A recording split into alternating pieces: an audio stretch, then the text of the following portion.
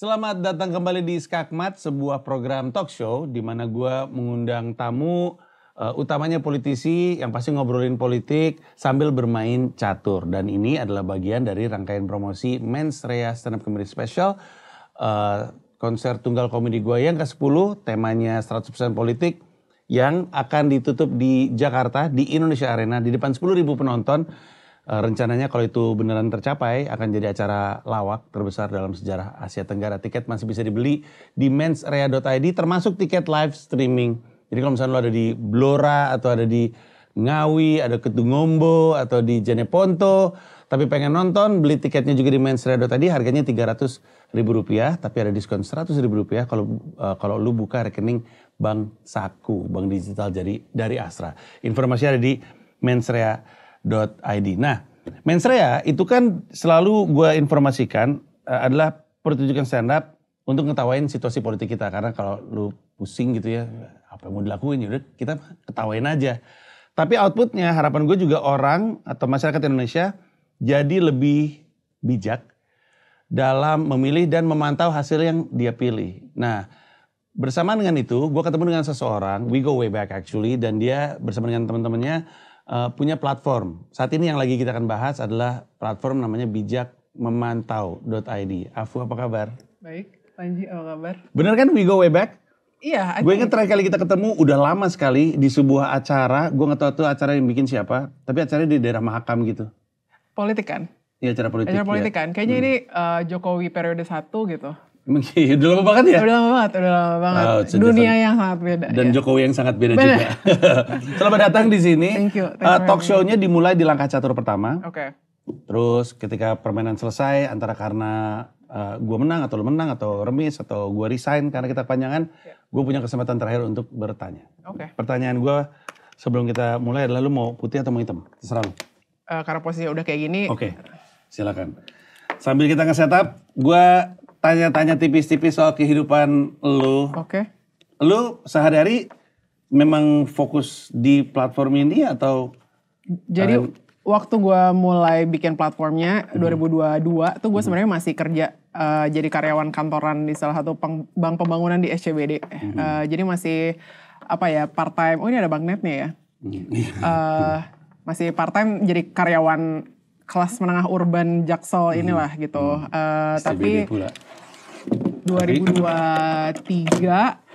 akhirnya platformnya makin berkembang dan sebenarnya organisasi di balik platformnya juga Think Policy namanya. Kita organisasi bisa dibilang kayak berbasis komunitas, fokus ke kebijakan publik lah gitu.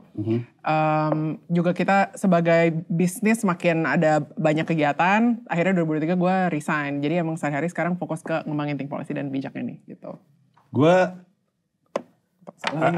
mau tahu dari mana datangnya orang yang sejak pertama kali gue ketemu, walaupun gue juga kayak gitu sih, tapi sejak pertama kali gue ketemu. Kalau gue mah kan gue punya talk show Skakmat. Punya talk show provokatif proaktif. Gue mau masuk ke politik dari situ. Gue gak peduli politik tadinya, Afu. Iya. Tapi segitu orang Metro TV nanya, lu punya ide gak untuk talk show politik untuk anak muda? Kata gue, ada sih, walaupun gak ada. Gue yayain aja karena gue gak ada duit waktu itu.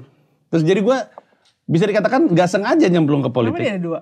Ada satu cadangannya kalau misalnya lu nyampe ke sana. Betul. Okay. Bener kan? Bentar dulu. Betul. Salah lagi gue. Salah. Oh, ketukar. Betul sekali. Saya baru sadar. Ketahuan lah. Ya, gak apa-apa, gue juga suka ngaco. Iya, kalau lu? Kayaknya emang kuliah lu atau apa suka, gitu? Oh ya, satu sebenarnya kuliah gue. Jadi emang gue satu tuh FISIP, hubungan internasional sebenarnya, tapi jadi belajar ilmu politik. Cuma yang kedua kayaknya gue ini aja sih, kayak suka melawan. Suka melawan? Lebih ke gue tuh sebel kalau gimana ya, kan politisi ini tuh kan gue kasih kekuasaan ya. Maksudnya mereka tuh mereka ngatur hidup gue gitu kan. Jadi gue pengen yang ngatur gue tuh orang kompeten gitu. Jadi emosional aja dasarnya. Enggak juga. Marah-marah gitu. Enggak juga sih sebenarnya. Tapi gitu. itu satu hal lah. Gue suka kurang lebih energinya agak kayak gitu. Kalau kompeten, saya kalau kompeten gue mendingan gak ngerjain ini Ji sebenarnya. Maksudnya kalau beneran kayak proper polisinya oke, tuh jalan aja politiknya. Nah yang gue beneran tertarik kalau energinya agak lebih positif tuh sebenarnya menggunakan ilmu pengetahuan untuk bikin kebijakan publik. Jadi sebenarnya gue akademik interestnya. Jadi khususnya sebenarnya isu ekonomi lingkungan, isu-isu pembangunan.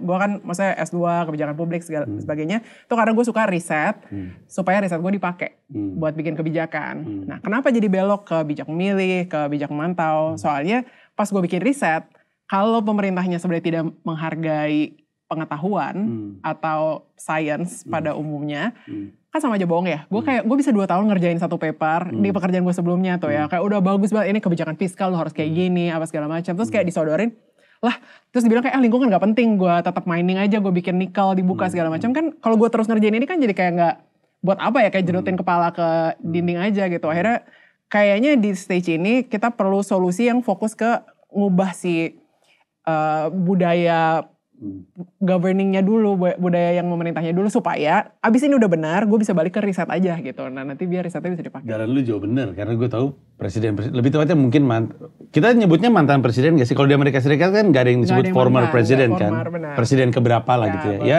presiden-presiden kita di masa lalu percaya dukun, saya tahu itu.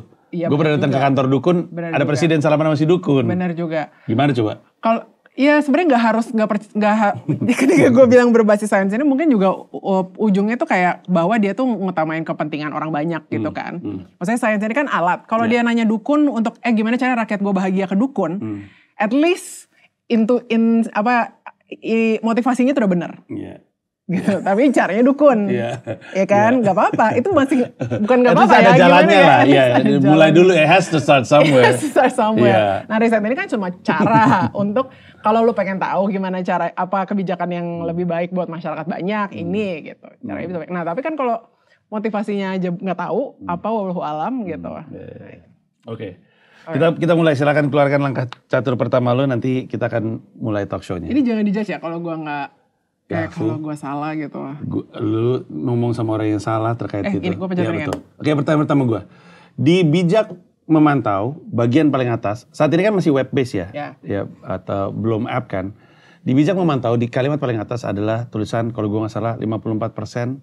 52% pemilih adalah anak muda. What does that really mean? Right, kayak gue akan memilih, itu kan satu perspektif, tapi gue akan memilih gitu. Ngerti gak sih maksud gue? 52%, what does that really mean? It means that we're the majority and we can influence the outcome. I'm not young. Anak muda itu apa? Benar, good point. Kita definisikan sebagai di bawah 40 tahun. Jauh dari gue. Nggak apa-apa. Oke, kalau gitu kita perlebar lagi. Tapi yang nonton kan mungkin anak muda. Iya, itu poinnya. Tapi memang semangatnya mungkin milenial sama Gen Z ya sebagai target yang kita anggap orang muda. Sebenarnya bisa pakai definisi lain, tapi kita simplify aja karena memang target utamanya adalah orang-orang yang tadinya nggak banyak mikirin politik. Gitu, karena secara umum gue agak generalisasi, tapi Gen X itu peduli politik, partisipasi politik. Dari Jokowi periode pertama tuh Gen X tuh itu kemenangan atau kekalahan Gen X lah gitu ya, yang kita menginherit sekarang gitu ya. Teman-teman suka ngomongin politik. Bokap nyokap gue tuh kayaknya Gen X juga menuju boomer mungkin. Tapi dia suka ngomongin politik dan seterusnya. Nah yang kita maksud dengan orang muda sebenarnya yang utamanya first time voters. Jadi gak punya ketertarikan sama sekali, gak paham sama sekali, atau udah second time atau third time cuma selama ini agak autopilot lah gitu. Makanya kita pakai kata itu untuk mensimplifikasi. Nah, tapi kenapa 52% yang kita tekenin?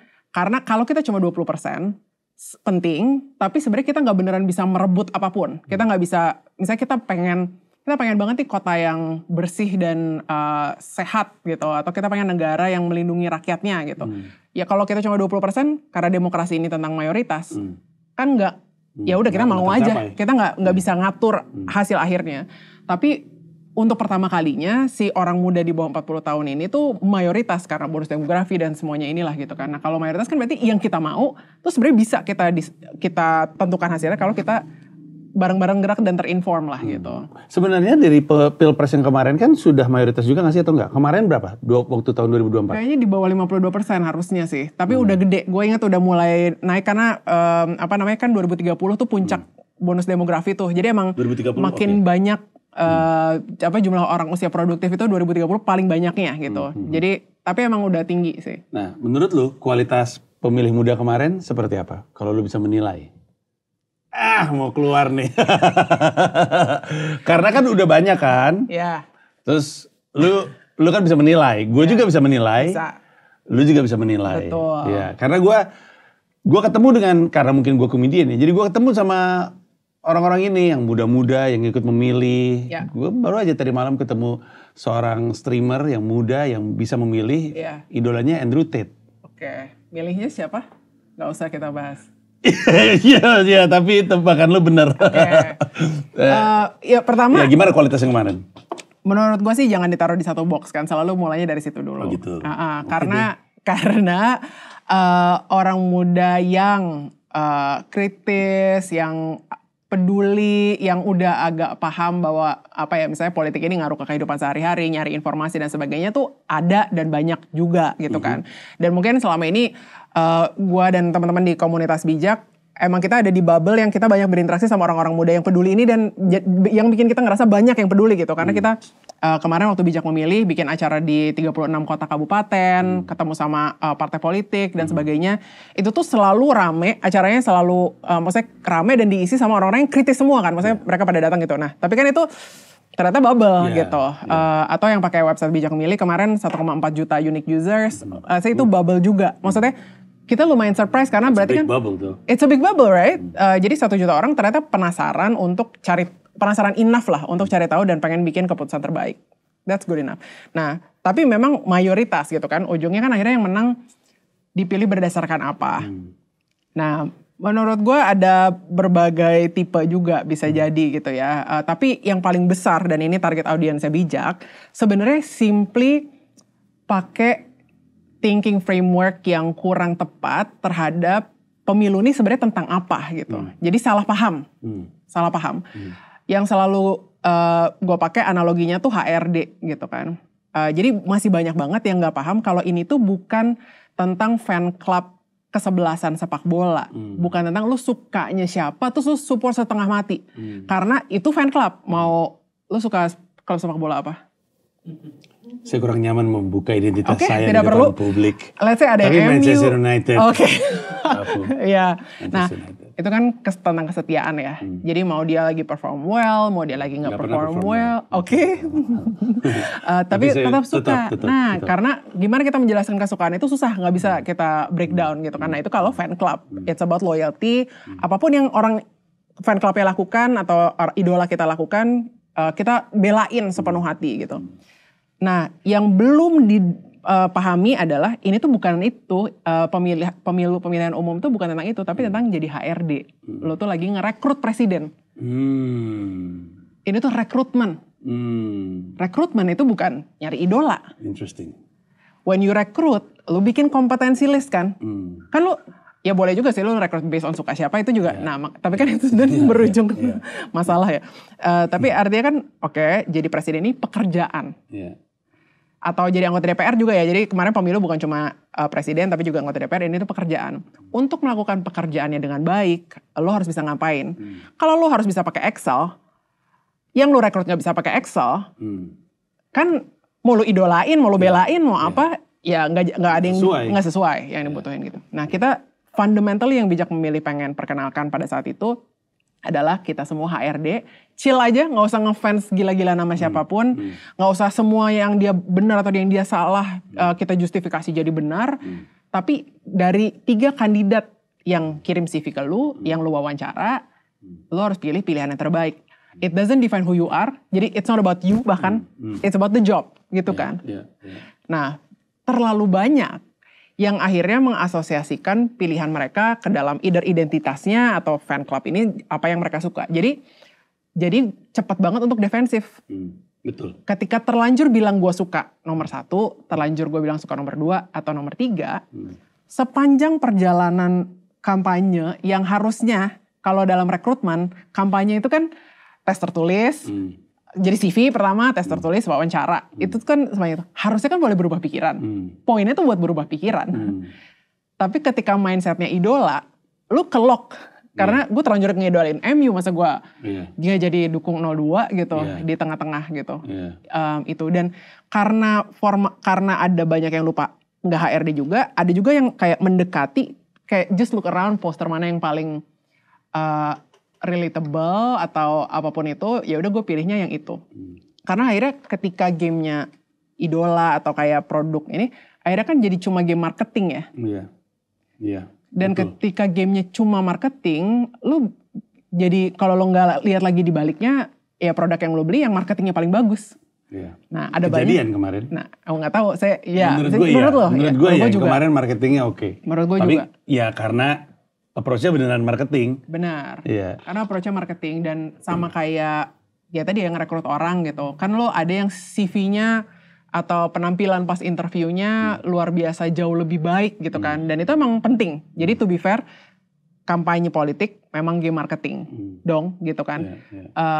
Nggak bisa, ya selama kita maininnya game demokrasi dan game election ya emang game marketing. Cuma produknya harus dikritisi juga. Tapi poin gue adalah merekanya juga, ya kalau misalkan marketing mereka sesuai gitu dengan kebutuhan si HRD. Kalau misalkan marketing mereka, oh HRD gue emang butuhnya tahu CV gue, HRD gue emang butuhnya untuk tahu track record gue, HRD gue pengennya tahu pemikiran gue terkait isu ini, itu adalah satu hal. Permasalahannya kan marketingnya emang marketing idol. Betul. Yang digaungkan adalah yang gak ada hubungannya sama kompetensi yang dibutuhkan gitu. Benar.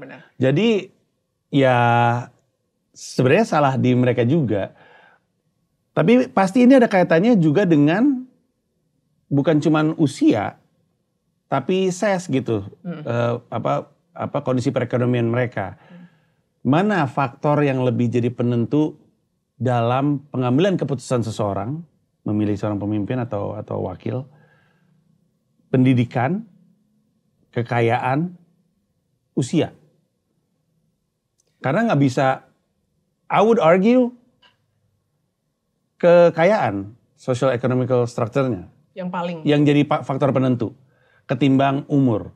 Kalau misalkan dia umurnya misalnya 46, tapi dia miskin, dia akan makan orang yang ngomongnya makan gratis tanpa ngomongin sesuatu yang lebih komprehensif misalnya. Bukan berarti makan gratis tidak komprehensif ya teman-teman.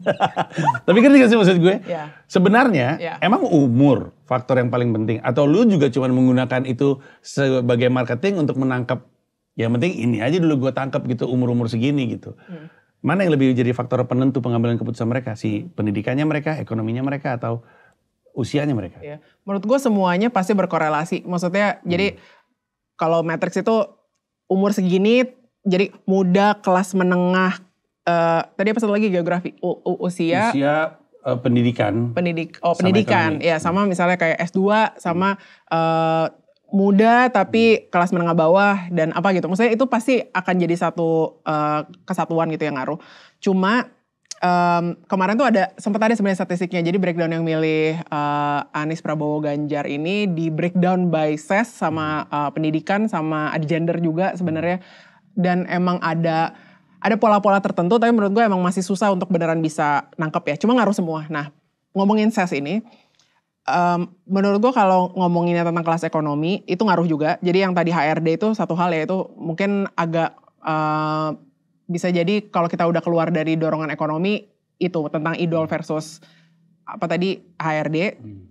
Tapi emang ada bansos misuse ini kan sebagai contoh gitu. Terus ada tentu saja serangan fajar, money politics, itu masih banyak banget researcher politik, terutama mungkin yang dari Australia somehow yang pada ke Indonesia dan banyak bikin riset temuannya emang Indonesia ini sangat clientelism, sangat berbasis serangan fajar ini. Nah di situ tuh sebenarnya yang paling gue sayangkan karena balik lagi ke mindset, kan sebenarnya menurut gue paham banget kebutuhan ekonomi itu nyata gitu kan. Cuma yang missing di cara berpikirnya sebenarnya, dan ini bukan nyalahin, jadi maksudnya kayak emang realitanya, ketika lo nerima si 200 ribunya atau bansosnya satu kali, selain emang salah, maksudnya ditakut-takutin kan, kayak kalau yang ini gak kepilih lagi, kalau Prabowo gak kepilih lagi, nanti bansos lo gak lanjut tahun depan gitu kan, itu kan emang bener-bener, itu kecurangan sebenarnya, maksudnya salah, abuse of power lah gitu. Cuma yang kedua, cara berpikir bahwa 1 hari dibantu sama 5 tahun dibantu, itu yang missingnya kan gitu dari cara berpikirnya. Jadi gue setuju bahwa harusnya memang milih itu emang harus berdasarkan kepentingan ekonomi, kepentingan sosial gitu kan. Kalau lo dari, let's say dari keluarga miskin, sebenarnya kan harus milih calon kandidat yang akan kasih banyak bantuan gitu. Itu fair banget cara memilihnya. Tapi bantuan yang 1 kali di 500.000 pagi hari itu, kalau lo bagi jadi 5 tahun itu tuh 100.000 per tahun doang gitu ya sebenarnya bantuannya. Versus kayak beneran cari tahu, yaitu ya ini gap informasinya gitu kan, kayak siapa yang beneran secara track record atau tadi kemampuan HRD checklistnya dan sebagainya sesuai, yang 5 tahun ke depan akan ngasih kebijakan yang bagus buat lo gitu kan. Tapi menurut gue itu juga ada kaitannya sama usia. Yang muda itu susah banget untuk punya kemampuan membayangkan 5 tahun ke depan, karena usia mudanya nggak memberikan mereka banyak pengalaman untuk bisa retrospek ke belakang. Kebayang gak maksud gue? Kalau umur lu 21, 5 tahun ke belakang, berarti kan 15. Nggak banyak hal berubah di periode-periode tersebut gitu. Beda kalau misalkan lu umurnya 30, 5 tahun ke belakang, lu bisa punya, sayang banget ya hidup gue waktu 5 tahun ke belakang. Dia tuh punya, ini bukan masalah politik, ini masalah dia dan ketidakmampuan dia untuk kayak, waktu kita kecil, kita gak apresiatif sama sejarah. Orang kita gak punya sejarah. Kita sebagai manusia. Mana peduli gue sama perang di Penogoro waktu gue SD. I don't have that sense. Tapi ketika gue udah mulai kuliah, karena gue punya sejarah hidup gue, ngelihat sejarah tuh kayak lebih ada nilainya gitu. Itu isu juga gak sih? By the way, lu belum maju lagi. Oh ini gue bener juga. Bentar gue mikirin dulu deh. Ternyata dipikirin juga. Dipikir dong. Gini bisa kan? Boleh. Iya. Silakan dipencet. Oh iya.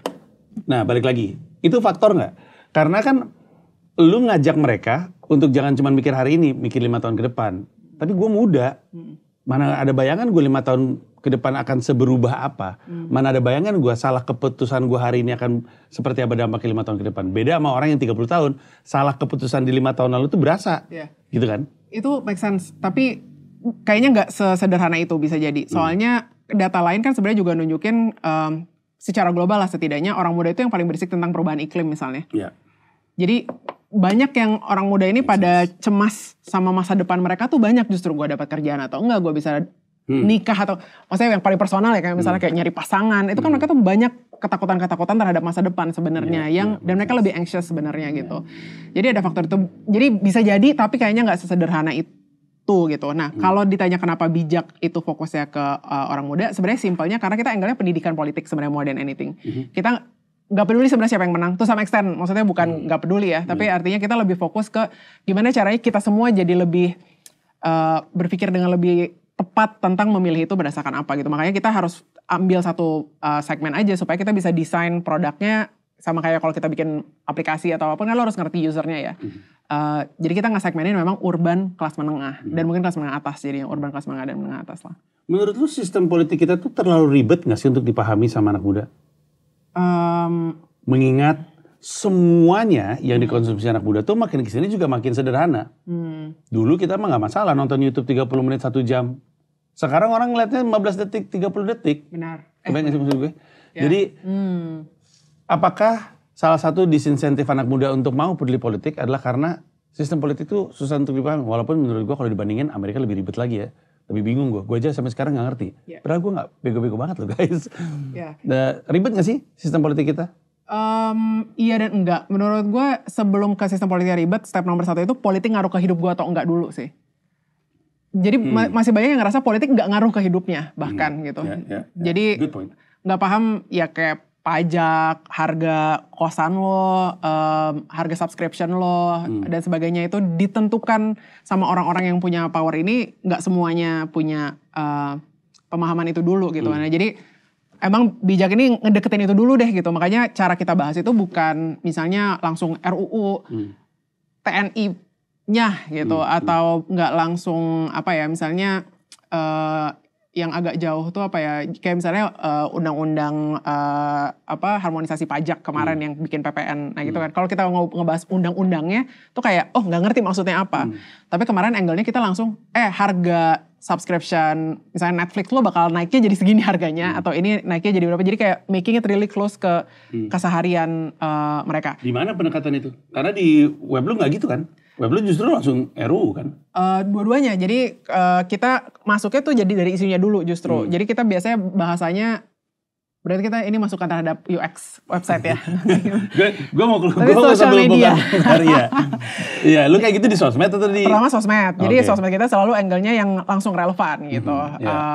Raja Ampatnya atau kemarin kayak perlindungan konsumen, undang-undang perlindungan konsumen pas K-pop yang ada masalah Day6 kemarin misalnya gitu. Jadi kayak beneran masuk ke angle yang relevannya. Di situ pun sebenarnya kita masuk ke kayak kenapa ya rumah mahal atau kenapa ya jalanan rusak di yang cari isu ya kayaknya. Nah itu angle kenapa ya cari kerja susah. Benar nggak sih daya beli masyarakat melemah? Oh ya, oke. Ya rumah. Kenapa orang muda susah beli rumah? Interesting. Jadi yang kayak beneran langsung kok gue susah beli rumah gitu. Baru RUU-nya. Jadi di bawahnya nih ternyata ada undang-undang yang ngaruh ke sana. Ternyata pemerintah lagi punya program subsidi rumah yang 18 meter ini gitu. Itu cara ngomonginnya. Nah, tapi benar abis itu step satunya ngerasa dekat, baru step 2-nya memang harus disimplifikasi banget gitu kan. Sebenarnya sistem politik kita kayak apa. Makanya kita selalu mulai pas di bijak memilih dan pas pilkada juga kita juga ada bijak pilkada.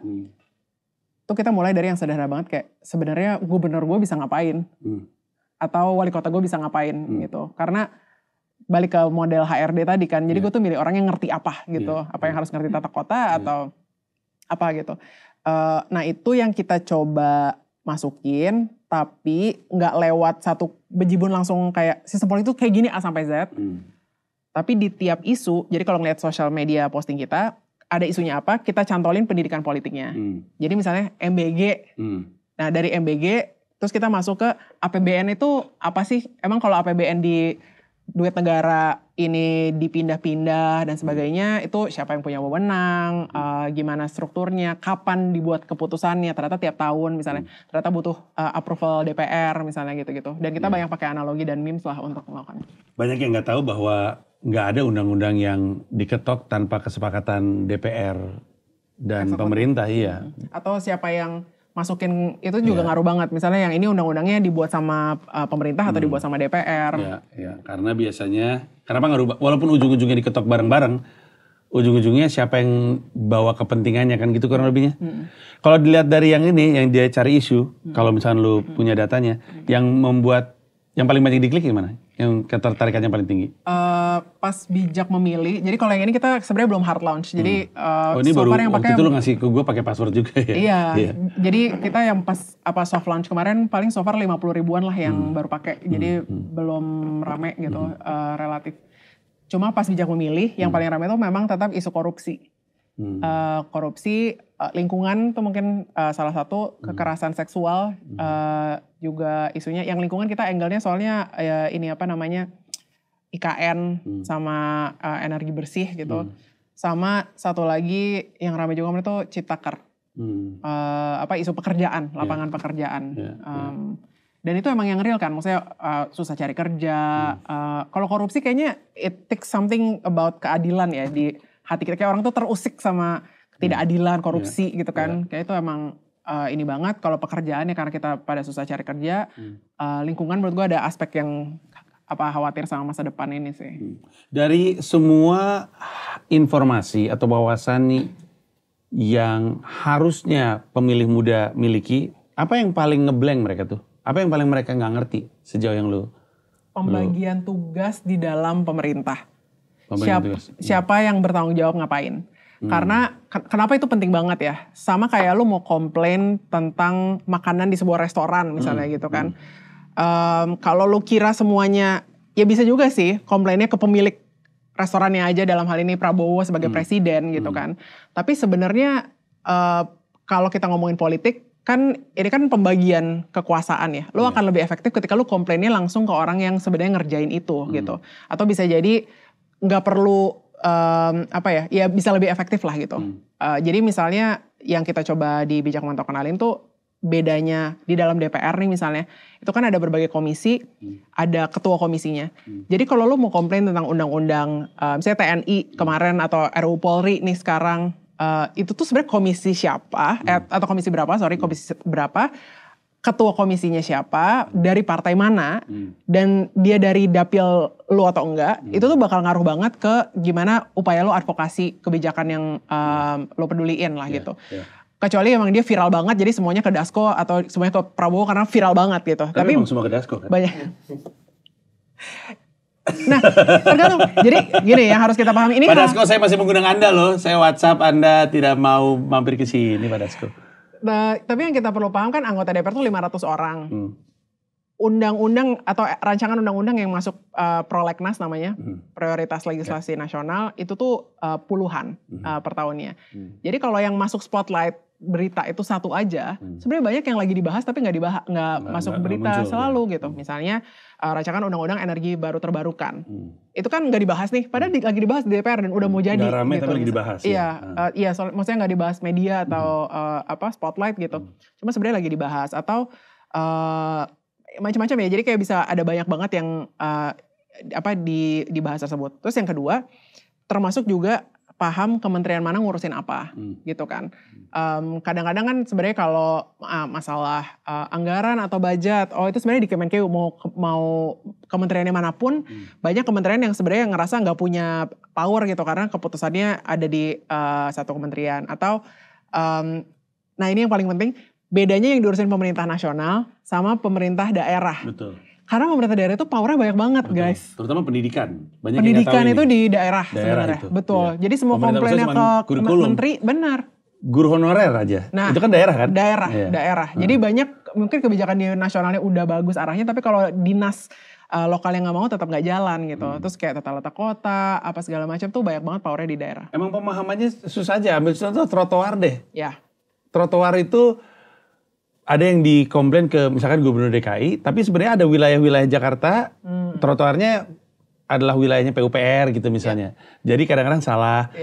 Yang paling masuk akal sih, maksudnya dimaklumi kesalahannya adalah guru ya. Guru honorer, gaji murah segala macam sering banget naiknya ke Menteri Pendidikannya. Mau itu Nadiem, Anies, Nuh, siapapun itu. Padahal mereka nggak punya kuasa. Gue ingat zamannya Anies setidaknya, karena waktu itu gue ikut di gugus kerja perundungan. Jadi banyak sering dengar ceritanya. Waktu itu juga ada isu tuh di daerah Bekasi, guru honorer yang naik viral. Udah mah dia nggak bisa ngapa-ngapain, tapi dia yang diserang. Akhirnya dia datang untuk ngasih tekanan aja. Yaudah deh gue datengin nih sekolah gitu. Tapi nggak bisa ngapa-ngapain gitu. Ini aja nggak dipahami banyak orang. Dan ini mengarah kepada kebingungan gua mesti komplain kemana atau via siapa. Makanya tadi lu bilang tahu undang-undangnya siapa yang ngegelontorin itu penting. Gue juga setuju karena lu jadi bisa mengubah gaya bahasa lu. Kalau lu ngeliat ada undang-undang datangnya dari pemerintah, berarti ketika ngomong ke DPR, tolong dong wakilin gue untuk ngomel ke pemerintah soal RUU ini. Tapi kalau yang bikin DPR, lu ngapain lu bikin RUU seperti ini kan gitu kan bahasanya kan. Ini sesuatu yang lu harapkan bisa lebih mudah untuk dipahami di sini. Betul. Karena gue ngeliat ya, ntar gue coba dari home. Ini maaf ya lu pada nggak ngeliat, lu buka aja sendiri. Mereka nggak bisa ya? Belum bisa? Udah bisa, sekarang udah bisa. Bisa memantau.id? Oke. Misalnya ada paket RUU politik, lu bisa klik, terus lu bisa tahu yang tanggung jawab siapa. Betul. Pertama lu tahu undang-undangnya apa aja, terus kementerian yang terlibat apa aja. Terus komisi badan di DPR yang terlibat, badan legislasi DPR, Balek. Terus pengambil keputusannya siapa aja. Ini aja gue pengen tahu. Yang dimaksud dengan pengambil keputusannya, kalau misalkan sebuah RUU dikerjakan sama DPR, sama eksekutif bareng-bareng, poin pengambil keputusannya apa? Kan pakai kesepakatan bersama kan? Betul. Nggak ada satu orang yang bisa veto kan? Betul. Berarti poin ini apa? Iya, cara kita ngelihat itu kalau misalnya rancangan undang-undang, sebenarnya begitu dia udah masuk pembahasan, itu kan harus menyerap banyak aspirasi. Nah, yang punya kewenangan untuk ngedengar, untuk melibatkan atau konsultasi sama siapa aja. Jadi dalam sebuah RUU itu ada 7 tahapan sampai dia diketok di ujung gitu ya. Jadi dia ada kayak pembahasan pertama, pembahasan kedua, terus harusnya ada dengar pendapat. Jadi ada harus ngundang expert dan sebagainya di setiap fase itu. Nah, ketika dia adalah RUU misalnya topik tertentu dan ketua komisi dari RUU itu tergantung sih, kadang-kadang ada panjanya lagi. Jadi kalau misalnya dia ada panitia kerjanya, ini harusnya giliran gue ya.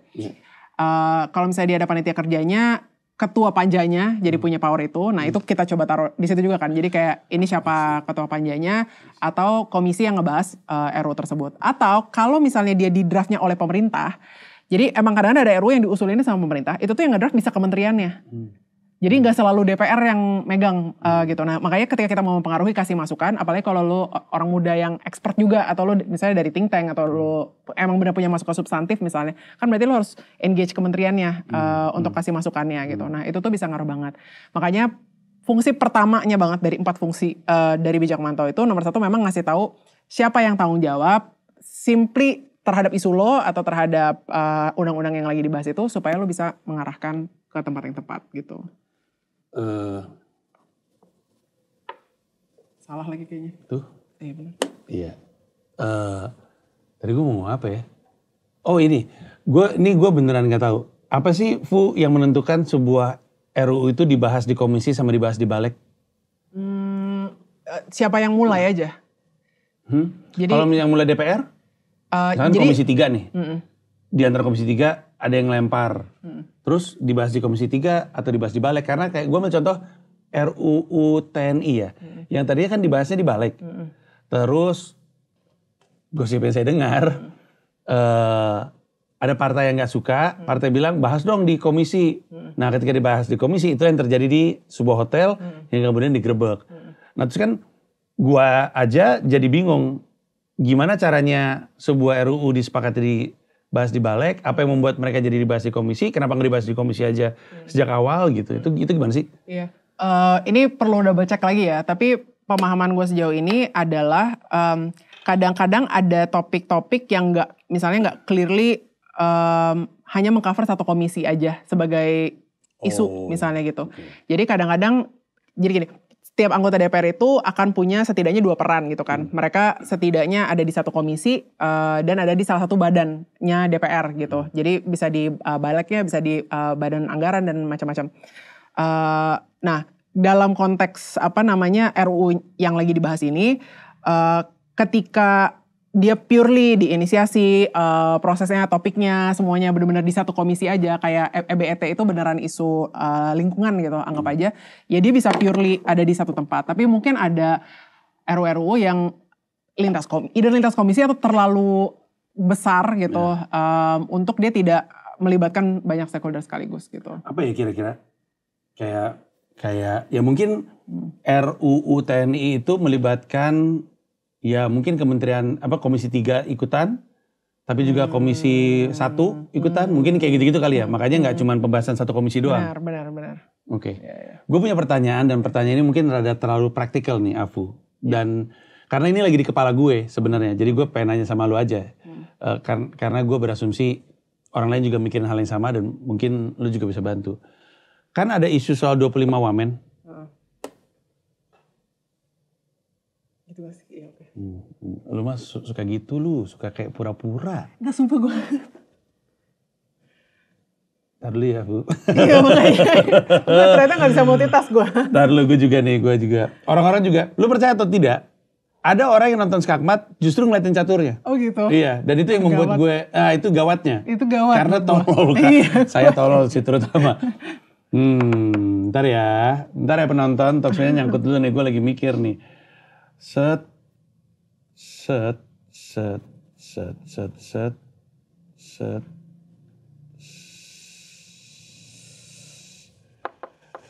Mikirnya udah 5 steps nih.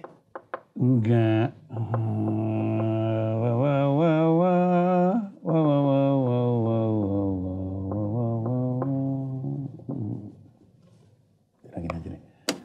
Kita nyangkut dulu. Gue mau nanya ini. 25 wamen. Iya. Yang jadi BUMN. Kalau ngecek produk undang-undang, bahkan peraturan pemerintah, sebenarnya ada beberapa undang-undang dan peraturan pemerintah yang bilang harusnya tuh lu nggak boleh. Karena konflik kepentingan. Tapi ada loophole ternyata. Loophole-nya adalah wamen tidak termasuk dalam pejabat publik secara kategori. Dia pembantu menteri. Sehingga loophole inilah yang membuat jadi 25 wamen yang ada di BUMN. Dan posisi itu benar-benar ekstrim menurut gue. Dia kementeriannya, sektornya sama dengan sektor BUMN-nya. Jadi kayak misalkan wamen pertanian, dia komisaris utama PT Pupuk.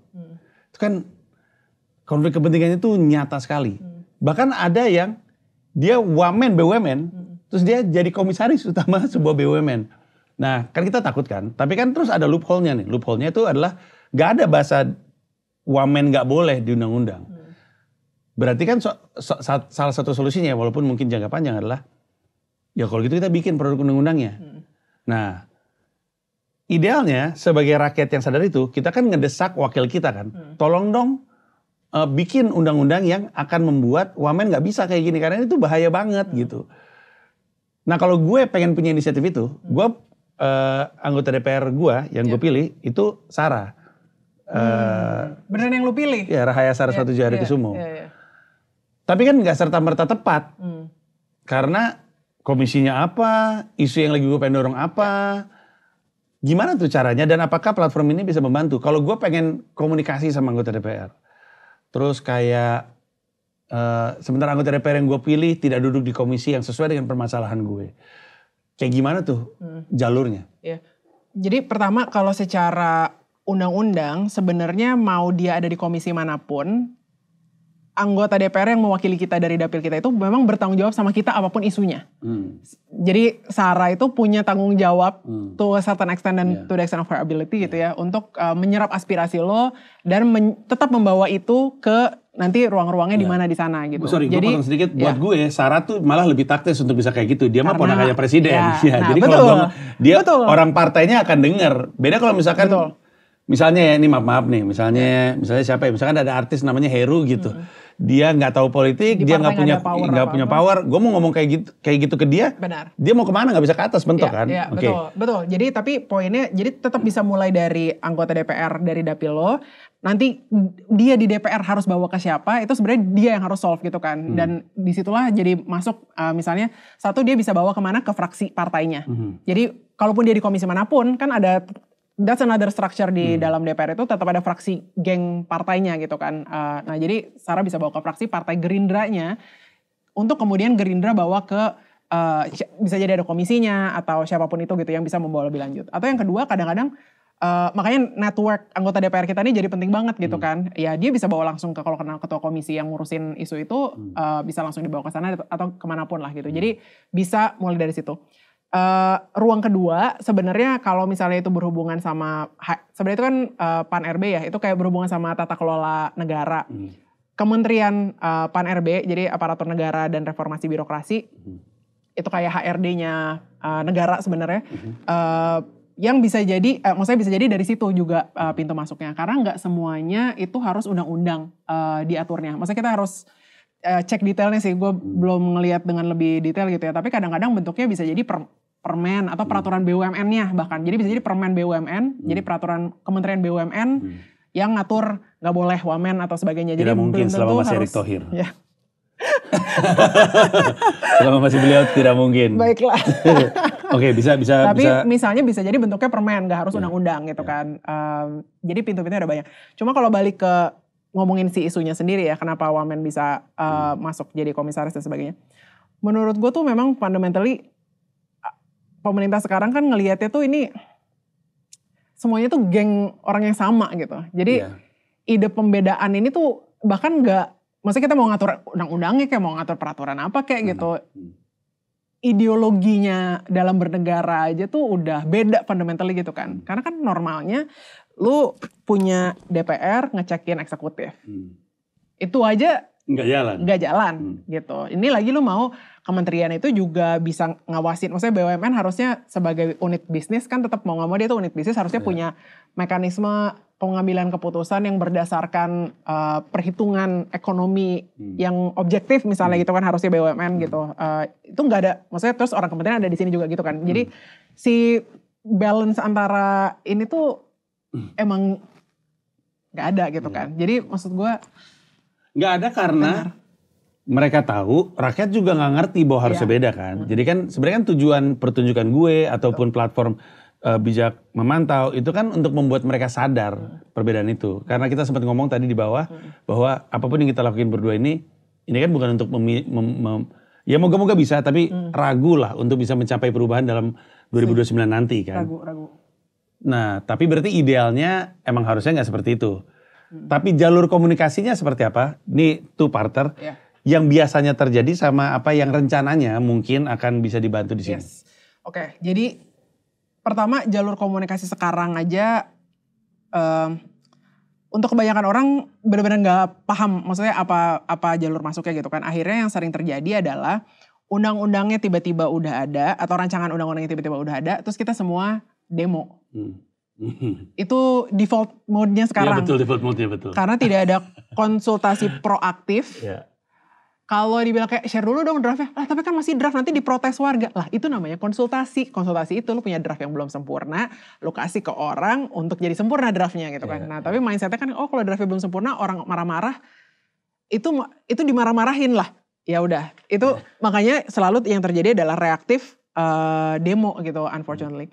Kalau di kondisi ideal gitu, sebenarnya yang secara undang-undang pun ada tapi tidak dipakai itu ada beberapa ruangnya gitu, Panji. Jadi pertama, yang paling dekat sama kita langsung itu sebenarnya namanya masa reses. Jadi anggota DPR itu siklus kerjanya ada masa pembahasan, kalau lagi kerjain legislasi misalnya gitu, tapi terus ada masa reses di mana dia harusnya pulang ke dapilnya dan ngobrol sama konstituennya. Karena poinnya dia kan wakil rakyat adalah beneran dia harus dengerin dong kita maunya apa, dan dia balik ke DPR untuk membawa itu semua. Budget yang dialokasikan untuk masa reses atau konsultasi rakyat itu cukup besar. Itu uang pajak lu, uang pajak gua dipakai untuk bikin event maksudnya town hall lah sebutnya gitu ya, diskusi-diskusi ini. Saat ini rahasia umum, jadi gue nggak nge-spill apapun karena orang udah tahu masa reses itu cuma dipakai kayak checklist administrasi asal jalan aja gitu. Biasanya mereka akan ngumpulin orang-orang di dapilnya yang emang jadi kayak apa ya, kayak nasi bungkus. Kadang-kadang maksudnya semangatnya kayak datang, checklist, dapat duit transport, pulang. Dan asal si anggota DPR-nya ngomong apapun yang dia mau omongin lah gitu. Terus itu kayak anggapannya udah reses. Itu anggapannya udah reses. reses. Plus ketemunya juga sama orang-orang yang mungkin bantuin dia menang di daerah situ juga. Ya, jadi nggak ada kritik, nggak ada dan nggak luas apa yang dia dapat gitu. Yang dia dapat nggak luas sama sekali. Dan ada beberapa yang, maksudnya to be fair, ada beberapa anggota DPR yang beneran menggunakan anggota reses itu, sesi reses itu dengan baik ya. Maksudnya mungkin kalau ngikutin sosial medianya, mungkin yang gue bisa mention kayak Putri Komarudin, gue nggak tahu Sarah juga, Rahayu Saraswati mungkin yang kayak beneran mencoba membangun relasi sama konstituennya dengan baik, bukan cuma dimanfaatin untuk dapat vote aja gitu kan, tapi beneran dengerin. Cuma yang paling menarik buat gue adalah karena target audiensnya bijak adalah urban kelas menengah. Tanya urban kelas menengah manapun yang pernah ikut reses sepanjang hidupnya gitu. Kemungkinan belum pernah. Ini PR gue juga sih. Gue juga belum pernah sebenarnya kalau yang directly reses. Gue gak pernah tahu. Iya, gak pernah tahu kan. Gak ada undangannya. Nah itu gak ada informasinya. Nah itu satu. Bijak memantau. Pengen pertama, ini fitur yang pas kita benar mau hard launch nanti gitu ya. Ada adalah mungkin ngebuka beberapa informasi. Kalau anggota-anggota DPR yang memang udah mau kerja sama-sama kita buka informasi mereka resesnya di mana, kapan, bisa ikutan nggak gitu, dari dapil mana misalnya gitu. Jadi supaya kita kembalikan hitah masa reses ini ke sebagaimana seharusnya. Mekanisme yang kedua sebenarnya, kalau lo kerja di think tank atau LSM atau organisasi yang mengurusi sebuah topik sektor tertentu gitu ya, harusnya dalam pembahasan RUU atau sebenarnya pemerintah pun ya, peraturan pemerintah apapun gitu, harusnya ada periode konsultasi kan.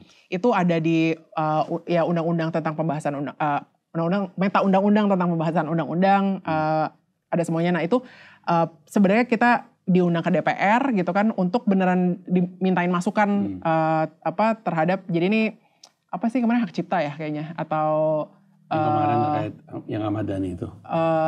Iya tapi yang kayak dulu itu, kalau itu karena itunya itu masalah perdebatannya. Cuma pas kemarin rancangan undang-undang ini dibahas, kadang-kadang memang lu perlu undang expert IP-nya atau apapun itu, atau lingkungan gitu ya isunya misalnya di situ. Nah baru yang ketiga, dan ini tetap penting dan harus kita normalize, memang demo. Kalau ada anggota DPR kemarin sempat viral yang muda itu, siapa namanya ya, dia sempat bilang, kenapa sih demo-demo, udah datang aja masuk sampaikan aspirasi, duduk dengan baik-baik gitu, kayak nggak perlu lah demo-demo. Sebenarnya itu tuh koridor partisipasi yang berbeda gitu. Jadi bukan satu replacing the other. Jadi bukan jangan demo, kasih masukan substansi aja, atau kasih substansi masuk aja, tapi demo aja tapi jangan kasih masukan substansi. Tapi itu dua koridor yang berbeda, karena masukan substansi ya memang harus berdasarkan substansi. Maksudnya ada risetnya, ada mungkin lebih akademik, lebih berbasis data dan sebagainya. Tapi demo ini namanya bentuk expressive participation gitu kan. Yang poin utamanya tuh dia tuh pengingat moral. Tugas utamanya demo itu mengingatkan arah moralnya tuh ini benar atau salah. Bukan apa isi omnibus law-nya halaman 500. Itu tuh bukan itu poinnya. Jadi kalau di gaslight kayak yang demo ini tahu nggak omnibus law halaman 500 ini harus apa gitu. Ya itu fungsi yang berbeda gitu. Bisa jadi memang ada labor economist atau apa yang perlu bikin analisisnya, dan mungkin udah ada ruangnya here and there untuk dimasukin. Tapi demo itu tentang omnibus law itu salah secara moral arahnya misalnya gitu. Emang fungsinya ke sana. Nah, di Bincang Mantap kita pengen juga buka, jadi kita fungsinya pengen kayak Eventbrite gitu, di mana emang beneran bisa, karena kita bukan organizer-nya langsung ya, tapi apapun itu acaranya, misalnya kayak bentuknya kamisan, pokoknya expressive participation inilah, apakah itu, tentu saja semua damai ya, jadi demo damai, kamisan atau apapun, biar kita mulai belajar kalau itu tuh bentuk partisipasi juga. Terakhir, cara yang terakhir adalah sama, karena kita ternyata Urban Kelas Menang ini suka nge-review kan, kita kalau restorannya nggak bagus, produknya ini nggak suka, segala macam itu kita suka banget kasih masukan. Sama seperti itu kita juga kita pengen bikin metode verifikasinya, tapi intinya kalau udah verifikasi ini user yang legit bukan buzzer dan sebagainya, mereka bisa nge-review anggota DPR-nya misalnya. 5 bintang 1 bintang. 5 bintang 1 bintang gitu. Cuma harus yang dari dapil lo misalnya, atau berdasarkan isu yang lo ikutin gitu. Sorry, lu belum main, tapi gue mau masuk ke topik yang udah beberapa kali gue angkat karena gue lagi ngumpulin pendapat sebanyak-banyaknya orang terkait ini.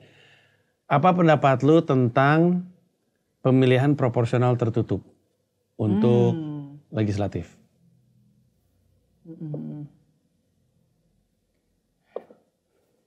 Jadi lo gerakin apa sih? Ini ya? Iya betul. Oh gitu. Oh gitu.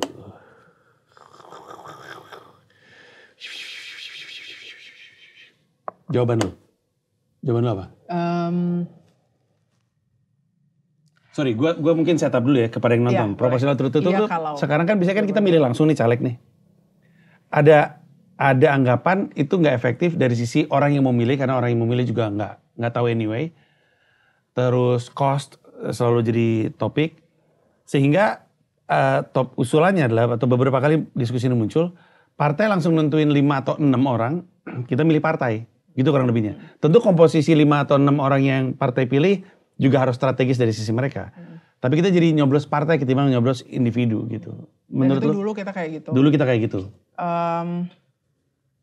Menurut lu seperti apa? Jadi semua ini tuh tergantung konteks menurut gue, yang mana yang works. Jadi dua-duanya tuh kayak pilihan. Gue agak cenderung setuju. Tapi kita pin dulu kenapanya gitu ya. Gue agak cenderung setuju. Berangkatnya dari kondisi sekarangnya gitu ya. Jadi kondisi sekarangnya pemilihan anggota DPR itu jadi agak kontestasi idol. Betul. Gitu kan. Jadi berangkat dari HRD. Maksudnya votersnya ini yang nggak paham apa yang dipilih, untuk role apa dan sebagainya. Sehingga akhirnya jadi banyak-banyakan uang dan mahal banget. Jadi pemilu daftar terbuka sekarang itu mahal banget karena tiap individu dari partai yang sama pun kompetisi within partainya sendiri gitu kan. Jadi kalau dia ada 10 orang ini tuh kontestasi harus ngeluarin uang lebih banyak untuk menang di dalam partainya sendiri gitu, selain lawan yang lain. Jadi total biaya yang keluar pun kalau biayanya itu baik ya, tapi again karena ini kontestasi idol gitu, akhirnya biaya yang keluar untuk kontestasi idolnya itu tinggi banget gitu. Dan itu pun tidak berujung ke per se individu yang terpilih adalah yang terbaik gitu ya. Itu satu. Yang kedua, realitinya Ji, individunya tuh gak ngaruh pas udah bikin keputusan di dalam DPR. Betul, tadi gitu. sempat kita ungkit sedikit. Iya, jadi pas udah masuk ke DPR, mereka tuh voting sebagai fraksi. Apa yang fraksinya mau, setuju atau gak setuju sama RUU tersebut harus diikutin gitu. Dan ini jawaban gue untuk semua orang yang nanya, Afu kenapa gak masuk DPR aja, kenapa gak masuk partai aja gitu. Karena selama selama gue gak boleh dissenting dari partainya gitu kan. Selama si orang baik ini tetap harus ikut ketua partai itu sama extent atau setidaknya keputusan bersama partainya. Dan individunya gak ngaruh. Jadi lu udah daftar terbuka pun, ya tentu saja ngaruh. Sorry, ini bukan kayak overly stating jadi gak ngaruh sama sekali. Tapi ngaruh on the margin doang. Jadi misalnya kayak ngaruh di substansi diskusi tertentu tapi di keputusan-keputusan yang vital sebenarnya nggak sebesar itu pengaruhnya gitu. Nah sehingga dengan berangkat dari dua ini gitu, sekarang emang lebih cost efektif yang dilakukan justru adalah satu, partainya harus nge-reform. Jadi harus ada upaya reformasi partai besar-besaran, berangkat dari undang-undang partai yang harus direvisi supaya partai itu regenerasinya lebih baik, rekrutmennya lebih baik, pembangunan kapasitas internalnya, pendanaannya lebih transparan. Itu tuh belum disentuh sejak 98 pun gitu ya. Kayak gimana kita perlu nge-reform partai-partai gitu. Once kita reform partai sebagai institusi, maka partainya jadi lebih good governance, lebih punya semua yang ideal ini. Dan si proporsional terbuka ini juga harusnya jadi nggak ngaruh kan, karena partai internally akan memfilter dengan sangat baik individu yang masuk. Jadi kalaupun asal lu pilih partai yang menurut lo paling good governance, yang paling berkualitas, anggota-anggotanya secara holistik, dan lu akan dapat hasil yang kurang lebih sama gitu. Nah terakhir, another reason kenapa terbuka saat ini itu juga nggak ideal adalah akhirnya, dan ini beneran gue wawancara orang-orang partai karena buat bikin bijak pemantau kemarin gitu. Akhirnya partai punya insentif untuk ajak orang-orang populer. Partainya jujur. Gue jadi harus jadiin orang terkenal, mantan artis and whatnot ini gitu. Jadi ini tuh bukan, jadi tentu saja proporsional terbuka itu lebih demokratis. Gitu kan, lebih demokratis daripada tertutup. Betul. Tapi poinnya berangkat dari kondisi hari ini, dengan insentif partai yang salah hari ini, dengan kondisi partai yang seperti apa, bisa jadi hari ini make sense gitu. Oke. Lu tadi menyentuh soal pembiayaan partai. Karena nanti ada hubungannya. Lu, kalau gue gak salah nangkep, lu setuju untuk sekarang karena situasinya seperti ini, tapi mungkin ketika kondisi udah lebih ideal, mungkin kita jadi bisa kembali lagi ke proporsional terbuka. Kondisi itu tentunya terjadi kalau partai direform. Salah satunya dari sisi pembiayaan. Nah salah satu lagi topik yang sering muncul di Skakmat adalah pembiayaan partai dari APBN. Menurut lu seperti apa? Ini mungkin silakan menarik banget, ini jalan menarik dulu. Banget, ini menarik banget. Kayak di sini gue ikhlasin aja gue kalah nih biar kayak.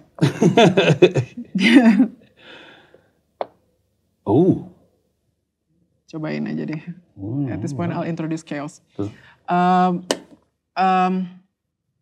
APBN. Gue setuju APBN mendanai partai, tapi instead of berdasarkan, bentar gue udah pernah bahas ini panjang lebar internally gitu, sempat diskusi ini harusnya apa. Kalau saat ini kan berdasarkan, jadi saat ini tuh yang dapat lebih banyak APBN adalah partai yang lebih besar. Ya kan, karena insentifnya berdasarkan yang terpilih atau pokoknya ada struktur, jadi jumlah pembagian itu berdasarkan yang terpilih or something. Jadi misalnya PDIP bakal dapat lebih banyak daripada partai kecil. Nah, menurut gua harusnya berdasarkan something else. Jadi kita bisa explore nih something else, ini apa gitu. Tapi poinnya kenapa APBN mendanai partai ini tuh fungsi apa? Dia tuh sebenarnya fungsi equalizer. Jadi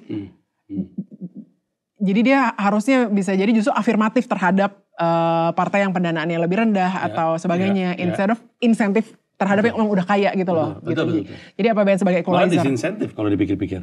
Iya. Ya kan, harusnya kan ada cap kan berarti Iya, kan? misalnya gitu. Jadi satu misalnya justru berdasarkan mana yang partainya lebih, misalnya partai yang lebih baik dalam melakukan edukasi politik.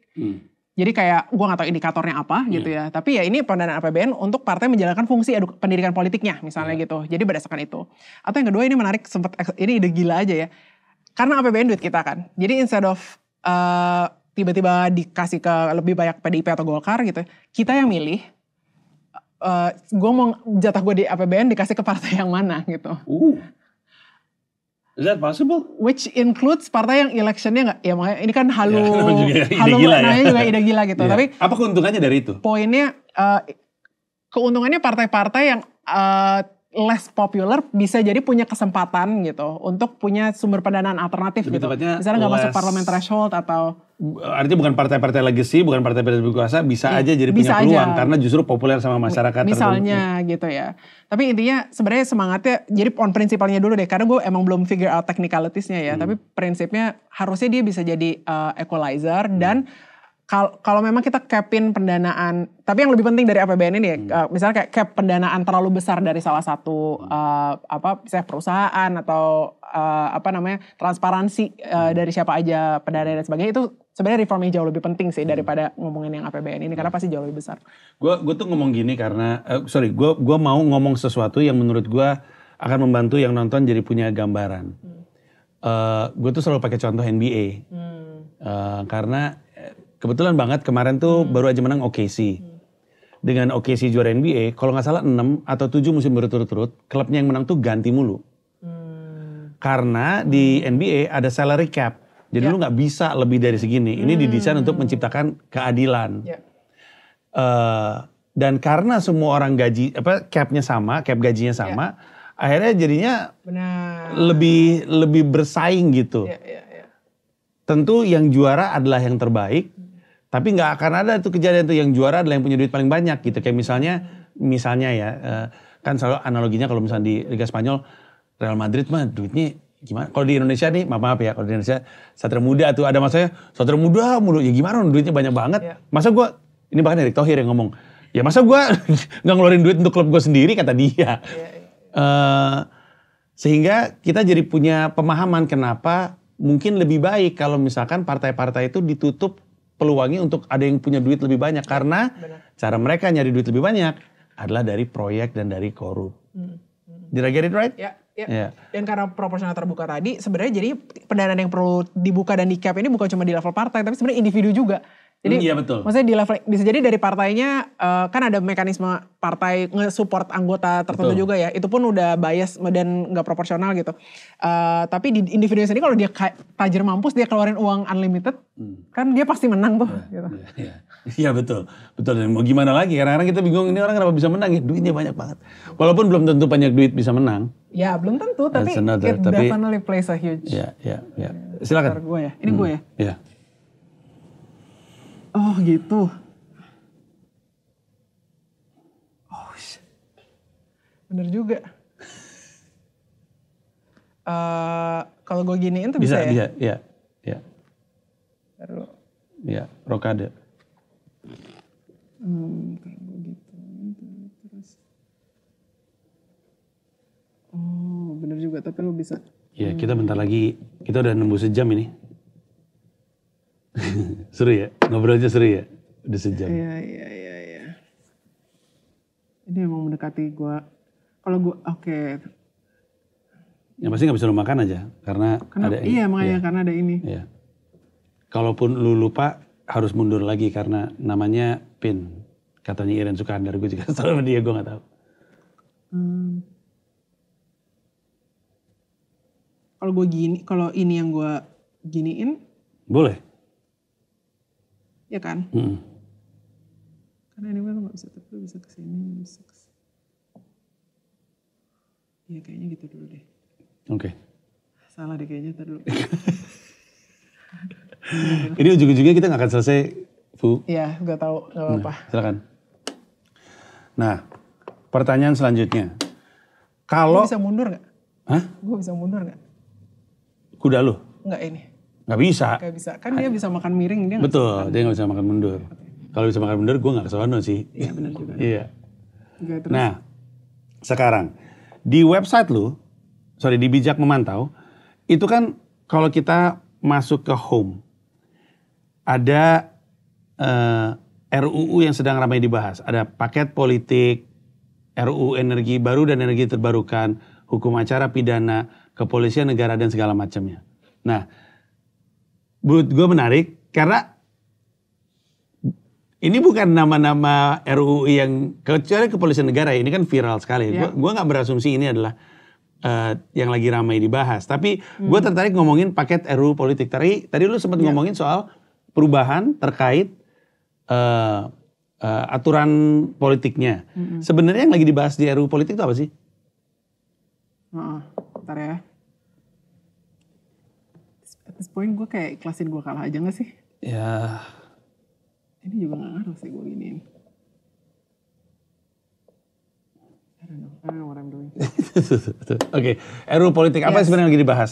Ini kalau misalnya kita klik ya, pantau sekarang. Ya. Terus dia langsung masuk tuh. Apa yang dibahas kebijakan ini? Terus dijelasin panjang lebar. Terus ada poin-poin yang harus diperhatikan. Betul. Terus ada RUU ini merevisi apa aja. Very good by the way. Karena orang jadi punya konteks kan. Yes. Oh, merevisi undang-undang pilkada. Oh, undang-undang partai politik, undang-undang pemilu. Yes. Nah, terus udah gitu, lu nulis juga pandangan pemerintah atau DPR. Yes. Dalam hal ini, opininya Wakil Ketua Komisi 2, Saan Mustafa. Terus ada pandangan pakar. Menurut gue ini bagus banget, lengkap sekali. Terutama kalau lu suka baca. Kalau lu gak suka baca, ini agak PR sih. Which is, it might be another question for you. Kalau gak suka baca, follow sosial medianya. Nanti kan ada versi Reels, ada versi turunannya. Tapi lebih lengkap ini kan? Iya, ini sumber gudangnya, ini gudangnya. Ya, ini gudangnya, oke. Terus ada Uceng di sini pendapatnya. Ada Kementerian dan Lembaga yang terlibat, KPU, Bawaslu, Kementerian Dalam Negeri, Kementerian Hukum, dan Balek nih yang ngebahas. Dan pengambilan keputusan siapa aja, ada Ketua KPU, Tito Karnavian, Menteri Hukum, dan segala macamnya. Nah, apa ya sebenarnya yang terjadi dan apa yang sebenarnya lo harapkan terjadi? Apa yang sebenarnya publik mesti tahu? Asal usulnya banget tuh sebenarnya Bappenas dalam pembuatan RPJMN sebelum ini bikin banyak riset tentang gimana sistem politik Indonesia ini banyak bolongnya, banyak kurang-kurangnya. Baik itu tadi sistem undang-undang yang ngatur partai politik, proses pilkada, apalagi tadi satu lagi Pilkada, partai politik, sama undang-undang pemilu lah gitu ya. Jadi misalnya tadi beberapa kita udah bahas gitu. Jadi misalnya terutama yang undang-undang partai politik gitu, gimana mekanisme rekrutmen partai, kekuatan partai yang atau elit partai yang way too big sekarang sebenarnya gitu, nggak ada mekanisme akuntabilitas dan sebagainya gitu. Nah, Bappenas ini berangkat memang dari mengengage para ahli-ahli politik yang udah ngerasa kita butuh reform gitu. Nah, pas diangkat, nah tapi itu tuh berhenti di Jokowi transisi ke Prabowo. Jadi pas awal mula niat, jadi mereka bahkan nyebutnya omnibus law politik sebenarnya dari Bappenas disebutnya. Untuk nge-reform, karena kan omnibus itu artinya nge-reform beberapa undang-undang sebelumnya sekaligus gitu kan. Nah, gue excited banget sama ide itu, karena for so long dari zaman kita awal kenal-kenal itu pun, itu kan udah banyak masalah di undang-undang yang undang-undang politik selama ini yang kayak reform tuh nggak pernah terjadi karena anggota DPR nggak mau ngelakuin gitu kan.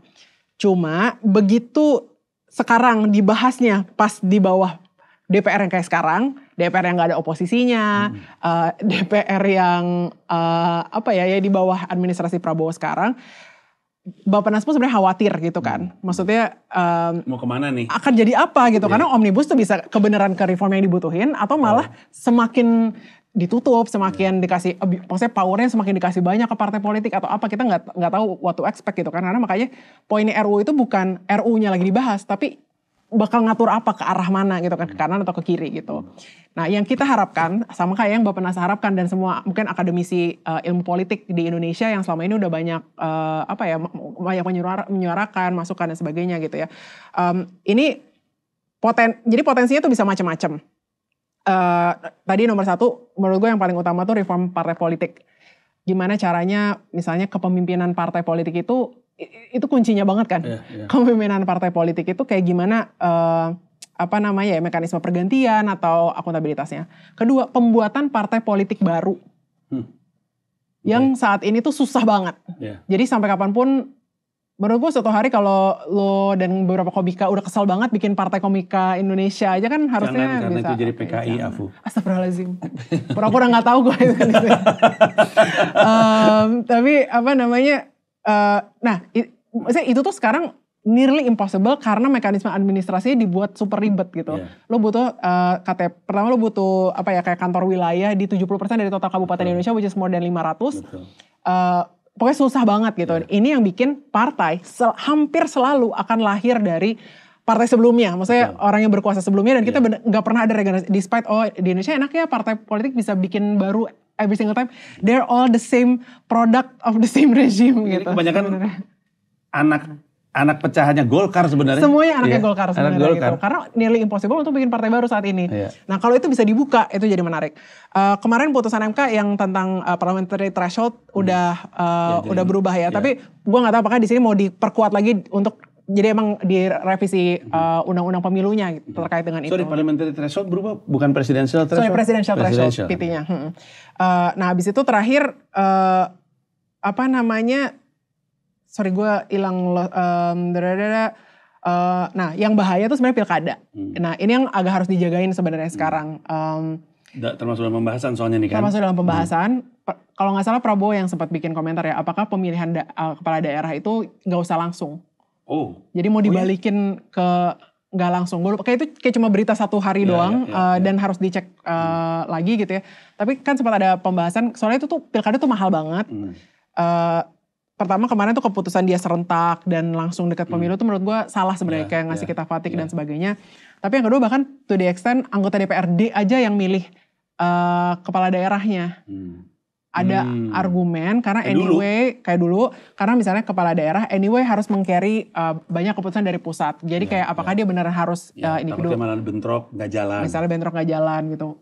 Padahal argumen lainnya adalah bagus, maksudnya justru itu mekanisme otonomi kan poinnya boleh beda, justru boleh beda gitu. Ya gitu, jadi kayak at least 4 ya, tadi kayak gue udah bilang beberapa, tapi beberapa hal inilah yang menurut gue bakal fundamentally shaping 2029 itu bakal kayak apa. Jadi ajakan gue ke teman-teman mungkin, ini sebenarnya salah satu undang-undang yang paling kompleks sih buat diikutin karena satu belum tentu lebih baik dari yang lain gitu kan. Semuanya itu banyak kalau-kalaunya. Cuma kalau kita ngebayangin 2029 apa yang possible, kita bisa punya kandidat-kandidat presiden dan anggota DPR yang kayak bagus nggak, bisa punya partai politik baru yang oke nggak dan sebagainya. Bisa jadi tuh awal mulanya dari Omnibus Law politik ini. Agree. Ini sambil Afu jalan. Jadi intinya memang si Omnibus Law politik ini emang ribet banget. Bahkan mungkin lebih ribet dibandingin semua yang kita pernah dengar. Karena kita nggak ngerti yang berjalan aja enggak, gimana caranya kita ngerti bagaimana harusnya, kan gitu kurang lebihnya. Tapi harapannya adalah dengan kepedulian kita terhadap ini, kita jadi punya peluang peta permainan politik yang lebih baik lagi. Nah, gue juga nggak tahu beneran nih. Ini kan lagi jalan dibahas sama Balik. Kan sebenarnya kan ada DPR TV, ya nggak sih? Ada yang TV Parlemen. TV Parlemen ya. Kita tuh dapat update soal pembahasan tuh lewat mana sebenarnya? Yes. Jadi DPR udah sampai mana gitu? Kan kita mesti mantau kan? DPR itu sebenarnya website resminya harusnya punya kayak kalau paket lo lagi dikirim ke rumah, beli paket dari e-commerce gitu kan, itu kayak lagi dikirim ada titik gitu ya. Nah itu tuh mestinya di website resmi DPR ada itu. Jadi untuk semua undang-undang lagi di pembahasan pertama, pembahasan kedua atau seperti apa, harusnya itu disampaikan di websitenya. Terus yang selanjutnya juga harusnya certain drafts, jadi kayak ada titik-titik tertentu di mana draft itu harusnya bisa diakses publik juga dong gitu ya, untuk bisa dapetin masukan gitu. Cuma sekarang, pertanyaan lo tadi apa ya, kenapa gue jawab ke arah sini? Tapi sekarang itu nggak diupdate, iya. Tapi saat ini tuh itu tidak selalu diupdate by design karena ada ketakutan-ketakutan, dan mungkin contoh terbaik itu Omnibus Law Ciptaker, undang-undang Ciptaker yang draftnya dianggap itu bukan draft inilah apa segala macam. Diketok sama yang ditandatangan beda. Iya, tapi terus draftnya juga nggak di-share gitu kan.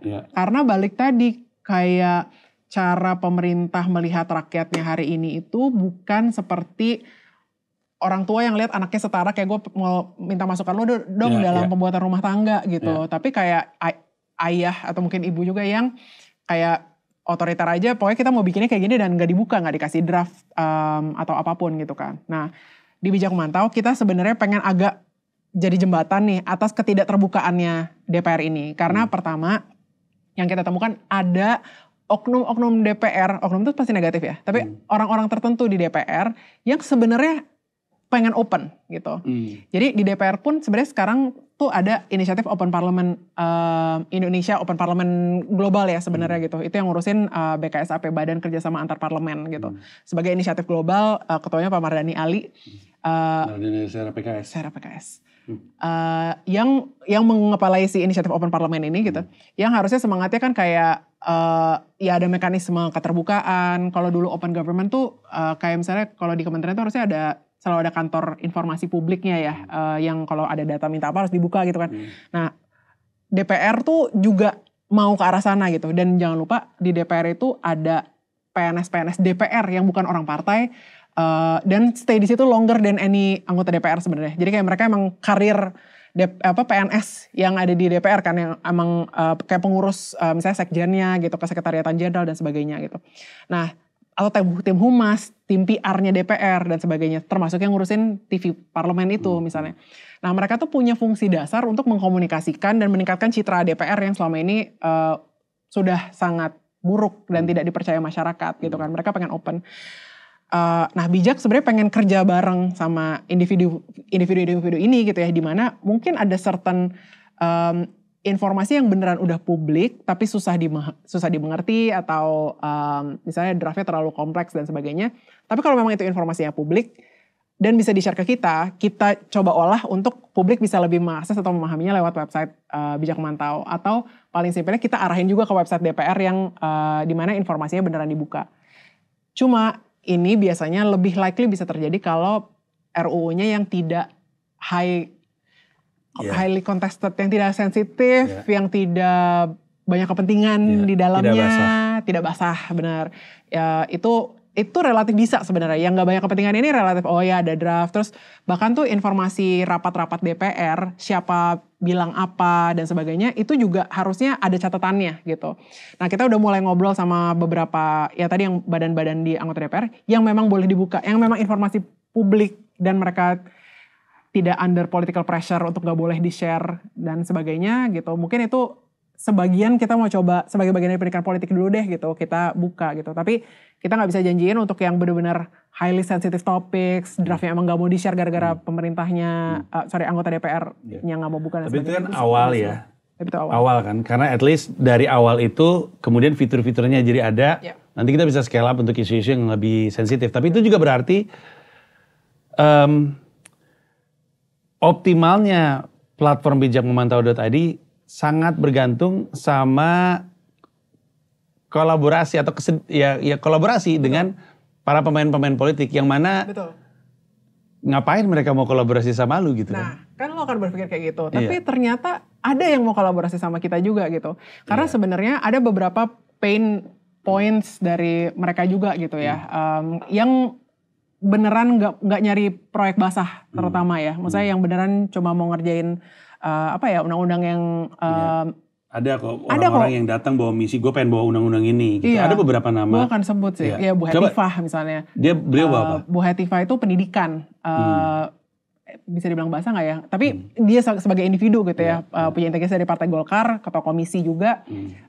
Dan emang open untuk kayak tadi misalnya gue bilang tentang town hall masa reses itu happy ketemu. Maksudnya kita kebetulan dia salah satu yang masa resesnya juga bagus banget, jadi dia pulang relasinya tuh oke banget. Dia spend uang kampanye tersedikit dengan suara terbanyak di Kalimantan, gue lupa timur atau utara. Tapi dia uang paling sedikit, tapi suaranya terbanyak. Karena dan dia udah kepilih ketiga kali. Karena dia punya relasi yang beneran baik sama konstituennya. Ini salah satu. Beliau udah berapa kali? Ketiga kali. Jadi anggota DPR? Iya. Hebat dan perempuan dan itu semua. Jadi itu contoh yang ini loh, anggota-anggota DPR tuh nggak semuanya yang media capture kan selalu yang rightfully so gitu, emang kita harus expose gitu. Cuma ada yang kayak gini. Nah poin gue, keterbukaan kerja sama ini mungkin ada, dan mereka juga merasa Bijak Memantau bisa membantu karena satu, ini tuh membantu memfasilitasi kesalahpahaman terhadap sebuah rancangan undang-undang yang sebenarnya emang benar bagus. Dan itu ada juga kadang-kadang gitu ya. Maksudnya sebenarnya rancangan undang-undangnya arahnya sebenarnya ke sini, tapi media suka biar clickbait atau apa, oversimplify, tapi kita pengen kasih versi yang nuance, yang yes but, positif negatif dan sebagainya. Itu tuh oke buat mereka. Kedua, mereka juga kesulitan mengcapture suara orang muda urban yang mereka nggak paham. Bukan Bu Hetiva, ini gue ngomongin mereka pada umumnya ya. Terutama ini menarik, tapi partai-partai Islam sebenarnya yang kayak gimana ya relevansi, karena votersnya lebih banyak orang muda, gimana ya kita bisa relevan. Mungkin PKS salah satunya gitu ya, PKB itu salah satu yang berusaha mempermudah partai mereka. Jadi mereka ngelihat bijak memantau, Demokrat juga, Partai Demokrat dan sebagainya. Mereka sekarang ada Biru Muda dan sebagainya. Nah partai-partai ini tuh actively trying to be relevant and do the right thing itu terlalu strong ya, tapi artinya di dalam keterbatasan ruang gerak ini, they want to change things. They want to change things, fix things di dalam skill yang mereka bisa gitu. Jadi ada, dan memang kita dari awal ngedesain bijak memantau bukan sebagai musuh politisi atau partai politik, tapi mungkin jembatan keywordnya untuk yang memang udah punya niat-niat yang baik ini. Silakan main dulu, gue soalnya udah mengarah kepada pertanyaan-pertanyaan terakhir. Tapi kita lanjutin permainan catur dulu, ini untuk memuaskan orang yang datang untuk nonton catur. Iya, sorry banget ya yang ya datang buat caturnya ini kayak the worst. It's actually not the worst. Game. Is it not? No, Ahmad Sahroni yang the worst. At least to my point. Karena, saking jagonya. Karena permain talkshow selesai dalam 24 menit, 23 menit kalau gue gak salah. Saking gue blundernya. Tapi karena dia jago apa karena dia jago juga dan karena gue blunder juga. Dan gue hampir, pokoknya yang nonton pada sebel lebih ke gue yang main catur, bukan tamu gue.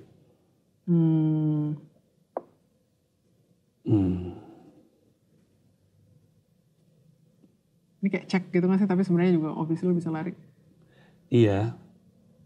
Gue lagi ngelihat apa dampaknya terhadap masyarakat. Gue majunya kemana ya? Let's just where do I go? Which one?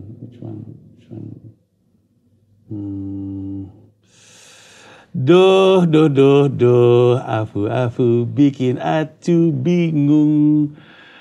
Set.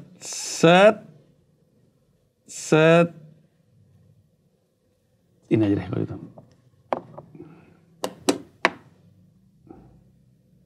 Full itu kan 9 to 5 kan di sini ya? Maksudnya ngerjain ini kan 9 to 5 kan? Iya. Ada berapa orang di situ? Jadi bijak itu mungkin sekitar 20% dari yang keseluruhan tim policy lakukan sebenarnya. Nah, tim polisinya keseluruhan itu sekitar 45 orang. I assume muda semua. Full time-nya 25 orangan, mungkin 70%, 80% Gen Z. I see. Iya, kayaknya bukan gue sih yang tertua, tapi iya, dikit. Yang lebih tua dari gue dikit.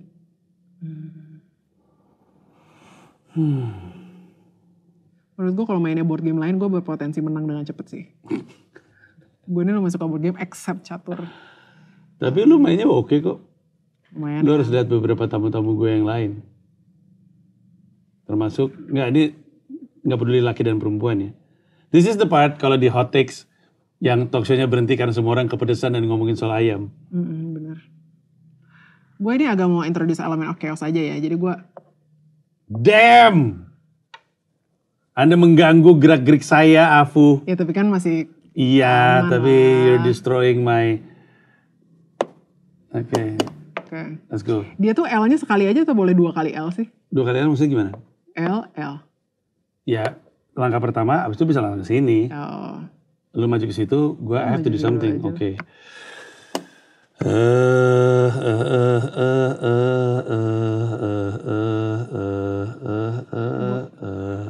Gue cek dulu deh. Sorry, lu cek ya gue? Iya. Damn, salah, lu ngomong dulu, gue gak nge lagi. Sorry ya, my bad. Oh, bener. Gue harus gerak dulu ya. My bad, sorry. Let's just... Menang dong gue tadi. Belum, kan gak boleh. Namanya pin. Kalau lu lagi ngecek gue gak boleh gerak. I have to do something. Oh gitu. Katanya Iren. Dilindungi sama aturannya sendiri. Aturan, oh, betul. Gitu. Bukan salah gue, ini kata aturan. Kalau ini kata... kalau lu udah gerak tadi gue menang dong sebenarnya. Iya. Menang saudara-saudara. Gue menang. Iya, Oke, kita gue kasih dia. Oke. Kita anyway kita mesti habis, Kita mesti habis. Karena ini pertanyaan terakhir gue. That's actually it brings me, pertanyaan terakhir kedua tadi brings me to this point. This platform means nothing if it dies, right? This platform has significant cost. Gue nggak ngelihat ada paywall, nggak ngelihat ada iklan. Pertanyaannya adalah gimana cara dia di-funding selama ini dan gimana caranya dia memfunding dirinya di masa depan, karena kita sering banget ngelihat banyak inisiatif bagus-bagus tapi nggak punya kemampuan untuk sustain. Betul. Dan jawabannya adalah jadi Think Policy sebagai organisasi sebenarnya adalah social enterprise. Jadi kita emang nge-set up diri kita sebagai perusahaan, bukan NGO, bukan movement aja, tapi kita sebuah perusahaan. Nah, di dalam perusahaan Think Policy ini yang kita lakukan ada banyak hal gitu. Kita modelnya sebenarnya hybrid, jadi ada yang memang kita jual, misalnya kita melakukan training kebijakan publik, jadi ada kelas-kelas kebijakan publik. Kita juga nge-organize, kita kayak program designer, event designer untuk kegiatan-kegiatan kebijakan publik, baik itu yang sifatnya misalnya dialog, FGD maupun event gitu, itu kita lakukan juga. Kita juga ngelakuin advisory, jadi kita ngelakuin riset kebijakan publik atau kayak project advisory ke pemerintah. Jadi ada mungkin ya beberapa kementerian yang kita beneran support directly as project. Jadi maksudnya memang kita itu revenue provide service, ya itu revenue streamnya Think Policy sebagai sebagai ya perusahaan bisa dibilang gitu ya. Kita juga ada jadi kayak mix dengan program grant gitu lah, misalnya kayak training kebijakan publik dan sebagainya, itu ada beberapa grant yang kita memang, jadi kita mix antara itu semua. Nah di grant meaning sumbangan. Organisasi jadi kayak biasanya ada program, misalnya kayak jadi kayak misalnya program pendidikan, apply. Nah terus kita apply ke grant-grant yang kayak gitu. Biasanya grantnya buat program. Nah itu Think Policy, dan memang Think Policy harus ada sebagai sebuah, maksudnya institusi yang emang punya theory of change-nya gitu ya. Nah dalam kerangka ini kita bikin satu produk bijak ini yang memang kita pengen desain sebagai movement dan pengen di-own bareng-bareng dengan, maksudnya orang-orang yang juga banyak kerja demokrasi gitu. Jadi emang ini spesial komunitas, makanya resource-nya, cara kita mikirinnya memang kayak semi koperasi tapi semi gimana ya, kayak dibilang CSR, mungkin kalau pakai mindset perusahaan kayak CSR-nya gitu, tapi as a movement gitu. Jadi Think Policy, orang-orang di Think Policy menggunakan waktunya gitu untuk, jadi ini orang-orang yang sama yang ngerjain yang tadi gue sebutkan gitu, tapi untuk ngedevelop platform ini.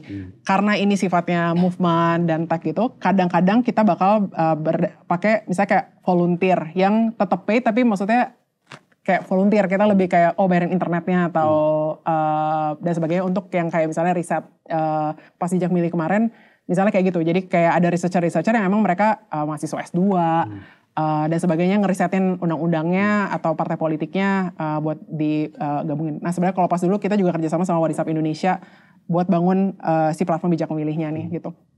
Nah tapi selain itu pas kita bikin event nih, misalnya kan kita tadi gue sebut yang di 36 kota dan kabupaten itu, banyak komunitas-komunitas lokal, ada yang LSM lokal juga dan sebagainya yang pakai resource mereka sendiri, tapi pakai payung bijak. Jadi waktu itu kita sebutnya BMX gitu ya, dimana atau kita sebutnya festival pemilu sama festival pilkada waktu itu, dimana mereka jalan sendiri, banyak pakai resource dan volunteer lokalnya mereka sendiri karena mereka peduli sama politik dan peduli sama negara ini gitu ya.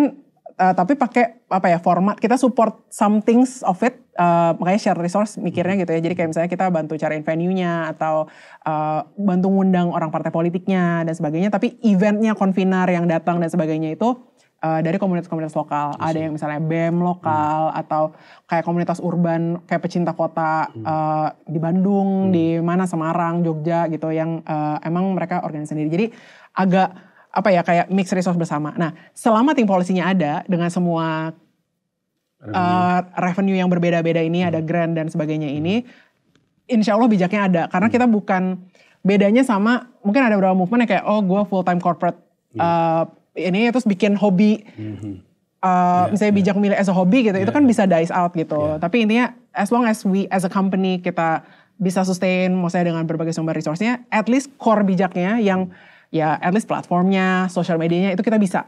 Tapi begitu dia require event, itu kan yang mahal tuh biasanya yang kayak aktivasi offline ya. Nah disitulah biasanya partnershipnya masuk, either tadi kolaborasi sama lokal atau memang kadang-kadang kita bisa collab sama, bahkan kadang-kadang brand yang social enterprise juga tuh bisa juga gitu ya.